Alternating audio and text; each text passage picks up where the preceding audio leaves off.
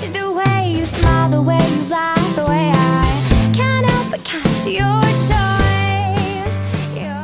Hey guys, it's Liz. Welcome back to my channel. Today's video is going to be all about what I use to film my videos, what I use to edit, and also where I edit my videos, which is this spot right behind me. I've been getting a lot of questions asking what kind of camera I use, what kind of lens, what I use to edit, and all that fun stuff. And a lot of you guys that watch my videos are YouTubers, so I thought I'd go ahead and share what I've been using. I recently just got a new camera for my birthday, courtesy of my husband, and if you guys follow me on Instagram, you already know this. So I thought this would be the perfect time to go ahead and share with you guys what camera I have been using up until now, and also what lens I use and all of that fun stuff. So this is a video that you requested and you are interested in. Go ahead and keep watching.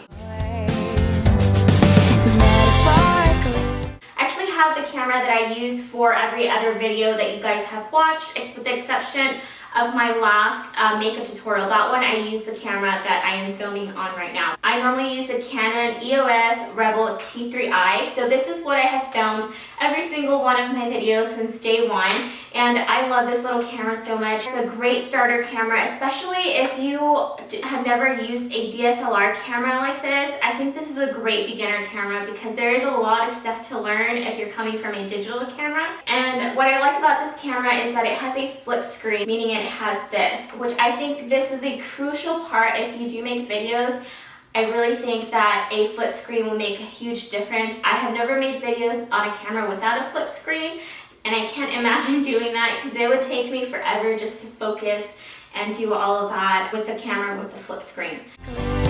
This song just says one thing, I love you. I have two lenses that I use. This is the first lens that I use. The reason that I have this lens is because of real estate. I don't think I would have automatically gone out and invested in such a expensive lens just to make videos. So if you are a YouTuber, the standard lens that the camera comes with is fine. This is really something, once you already know how to use your camera, I think that that's a good time to go ahead and upgrade lenses. This is a Canon lens, 18-200 millimeter. And I will leave all the information linked down below because I know it can sound a little confusing when I'm actually just saying the names. Now the second lens that I use is the one that is on my camera currently, and it is the Canon 50mm lens, and that one is a prime lens, which means that you cannot zoom in and out. With this one, you can zoom, see how it extends? You can actually zoom in and out, which makes it great to film tutorials because I can zoom into my eye and you guys can get up close and personal. With the lens that I have right now, it's a prime lens, so it does not zoom, but it makes it great for portrait shots like this. So I'm not going to be demonstrating items or anything like that, and this 50mm lens is perfect for that, and it does have a very crisp picture. And it's a fairly inexpensive lens. I believe it was like $100 or like $99 when I got it, and it have gone up like a couple bucks. Definitely highly recommend the 50mm if you guys just do videos kind of like this, sitting down. You don't really do a lot of tutorials or anything like that. It's also really great for portrait photography. So that's actually why I got it, was for photography, because it takes the most beautiful crisp pictures. Like if you guys see those pictures where you have like the really blurry background, it's because of this lens. And I could go on and on with the technical words. You guys would probably be like, what? So I'm not gonna bore you with all those details. Just know that the 50mm lens is a really great lens for that. Now about the camera that I upgraded to, I upgraded to the Canon EOS 70D. Well, it was a gift from my husband, but the reason that he decided to get me the camera is because it would literally take me forever to try to focus myself. This Canon 70D does have an autofocus feature. If I were to move to this side of the screen, you'll see and you'll probably hear that the camera will refocus on my face. So let's try right now.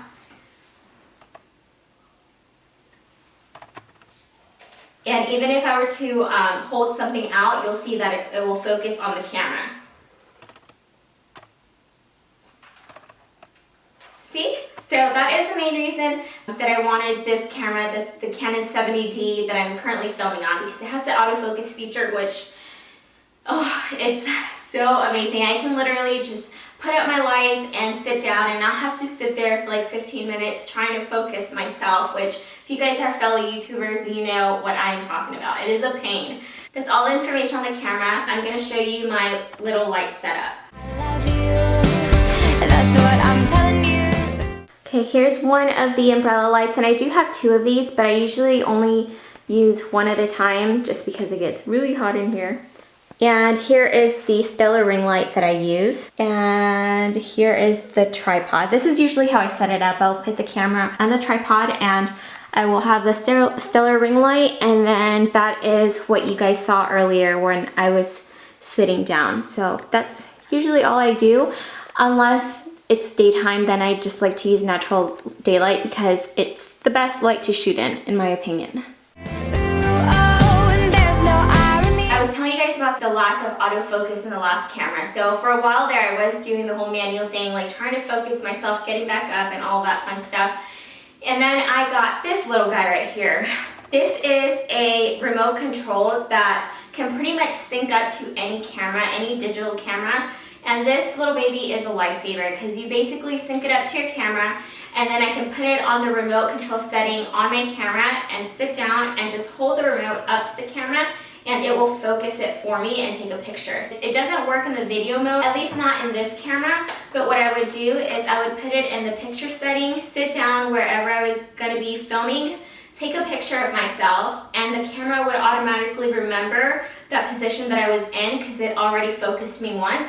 And then I would get back up and then switch my camera to video mode and then sit down and I would be focused. So that helped me out tremendously. It wasn't 100% foolproof because sometimes something would happen. I would not remember exactly where I was sitting, or I would bump the camera. Something would happen to where I would be out of focus and I'd have to do it all over again. But this does make a huge difference. When I first started filming, my Canon would always turn off in the middle of filming, and I could not figure it out for the life of me why it kept doing that. So I just Googled it, and I found out that if you're taking video, your little SD card needs to say class 10 on it. And it's really important because honestly, I don't know all the technicality behind it. I just know that it has to say class 10 if you are going to take video. I say what I mean, I love you. As far as my editing software, I do use iMovie. The version of iMovie that I have is a 10.05. I've never used anything other than iMovie. My computer comes with it, so that is all I've ever used, and it's pretty straightforward. I know it looks overwhelming when you first open the software up, but I promise you if you just sit there and play with everything, it's actually pretty comprehensive. Apple makes products very user-friendly. I do want to upgrade to Final Cut Pro one day, but I don't know, we'll see. The next thing I want to invest in is a mic. This is the mic that I use right now. It's the blue snowball microphone, and I mean it's better than using like your computer mic. It's still not very good because it still sounds echoey. It was definitely a lot cheaper than most mics out there. And it's really cute. It looks like a little alien head on the desk. As far as the editing goes, another thing I would recommend is get an external hard drive. This one is called a G Drive Mobile USB. I got this at the Apple store. Video files take up a lot of space in a computer, and it slows down your editing software if you have too many files on your computer. So what I do is I will always delete all the files from my computer and only keep my final video in here.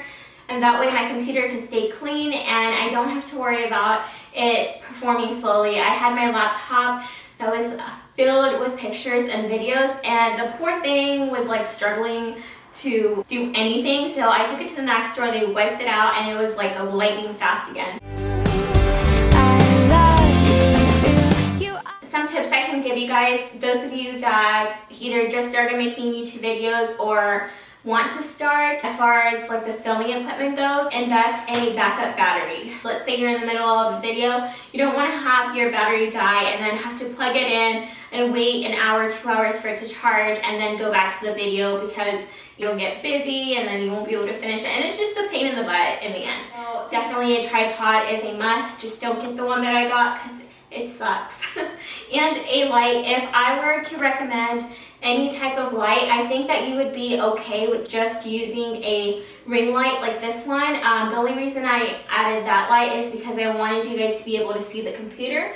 Otherwise, if it's just me in focus in the video, I don't think I would have needed that light just because you could still see me. But my favorite way to film is always in natural daylight. It just makes it so much easier. I don't have to deal with the lights. Honestly, they get really hot, and I'm like actually really hot right now. So if you can avoid the lights altogether, that is the best thing. You are the minutes of my time, your inspiration to... Okay, this is my computer where I do all of my editing, and it's an iMac. Then I have this acrylic desk, which you guys have probably seen a blog post all about it, and it's from CB2. And then I have these cubes that are from overstock.com.